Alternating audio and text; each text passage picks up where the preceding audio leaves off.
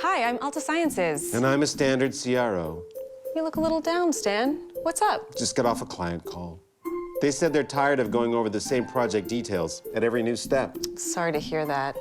That's exactly why we have Albert. An elephant? Not a real elephant. It represents the database we built to make client information available to all Altasciences teams in real time. So when we have a question about a client or their project, we ask Albert. What kind of information? I'm glad you asked.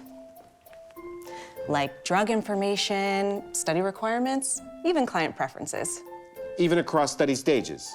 Even then, with all early phase services in-house, it's our promise that our client will never have to repeat themselves. Well, we also capture and track client information. I see. We document every single client whim, right down to their meeting and dining preferences. Oh, thorough. Got a big client lunch today. I do. I'm taking them to the best sushi restaurant in town. Oh, gotta go. Oh, Stan, hold on. Seafood allergy. Stan, wait! Stan!